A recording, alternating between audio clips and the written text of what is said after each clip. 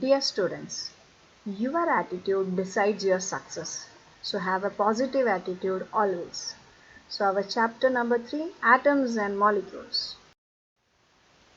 Now, what is an atom? Before that, before going to this slide, what is an atom? Okay. Now, what is an atom? Atom is the smallest particle which is the main part of matter. So any matter is made up of very small particle which is not at all divided further is known as atom. Now if we are going for the history, Maharishi Kannada invented the atomic theory at least 2500 years before John Dalton had discovered that. Okay, that means before 600 BC.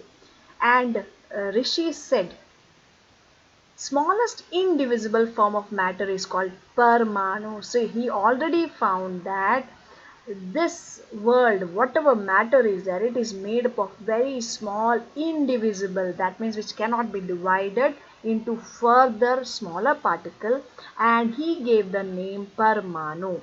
He even explained the dimensions, motions, even the chemical reactions of Parmanu and its compound forms. So, Maharishi Kannada was the first person to find out that matter is made of smallest indivisible form, that is Parmanu. So, the first thing we are getting, that is Parmanu, right? Now, then comes there was two very important scientists who again discovered, based on this Rishi again discovered and again studied about atoms, that is Leucippus and Democritus. This person is Leucippus and Democritus I'll show you. So he, Leucippus, found the concept of atom. Okay, and Leucippus' student was Democritus. Now what they found the atomic theory. Now what it is? Matter is made up of indivisible particles called atoms. From the Greek word it came, that is atomos, meaning uncuttable. We cannot cut it down further. Atoms are completely solid, having no internal structure, and atoms differ in size, shape, and weight. So, these two persons gave the atomic theory, which is indivisible particles, that is atoms. So, we got the term atoms here. Now, I already shown you Leucippus. This is a photo pic of Democritus. These are the two persons. So again the conclusion, matter is discontinuous and atomos, that is uncuttable, indivisible. This is the structure of atom, okay, which is solid and indestructible. Hope you understood. Now this is Antoine L. Lavoisier. He gave the famous laws, the laws of chemical combination, that means related to chemical reaction. This laws again divided into two, that is law of conservation of mass and law of constant proportion. So today we will deal with law of conservation of mass. Now what is law of conservation of mass? Now before that, conservation means preserve it. Okay, that means you cannot destroy it, you shouldn't create it, you should conserve it, preserve it. So what it is? Atoms are never lost or gained in a chemical reaction, they are only rearranged. So what it is?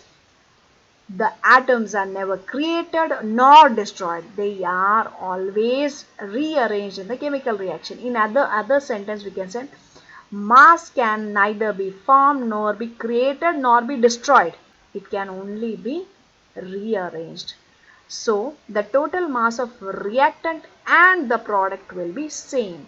The starting material which is reacting is known as reactant, and the product which we are getting, that means after the reaction what we are getting, they are known as product. So this are the law of conservation of mass, that is atoms are never lost nor gained in a chemical reaction. They are always rearranged.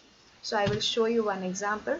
This is the formation of water. 2H2 plus O2 gives 2H2O. Now here this 2 is the number of elements, that means 2 number of elements, hydrogen is there, and this 2 is the number of atoms, that means 2 number of atoms are there. So 2 number of elements and 4 atoms are there. Here 2 atoms of oxygen, 1 and 2. Here you can see again, if you see here 2 oxygen atoms, here also 2 oxygen atoms, here 4 hydrogen atoms, here also 4 hydrogen atoms. That means whatever reactant we have, it is equal to the product. That is law of conservation. The atoms, that is the mass, is neither created nor destroyed, it is only rearranged. Again one more example we will see. Carbon plus oxygen gives you carbon dioxide. Here carbon 1 atom, so here also 1 atom. Here you can see oxygen 2 atoms, here also 2 atoms. So when you calculate, equal number of atoms are present on the both sides. So this is a very good example. Now from the textbook I have taken the pic. You can have in both, I am not telling the salt's name, okay, in both the this is conical beaker, conical flask, you have a solution, that is salt solution.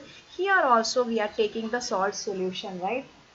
And in both the salt solution, in the test tube we are taking the different salts like copper sulfate, barium chloride and lead nitrate. In the conical flask, we are taking sodium carbonate, sodium sulfate and sodium chloride. So both they have the salt only. Now after putting the or making the solution, this test tube is closed. Okay, and then I am taking the weight of whole thing. Suppose I am getting a weight. Okay, suppose any weight I am getting. After that I am mixing, I am opening this test tube and mixing that content with this liquid. Now the weight will be same equal to the first weight, because only the content rearrangement of the content, mixing of the content, that is chemical reaction happened, but nothing is increased, nothing is decreased. So that is what law of conservation of mass. Hope you understood.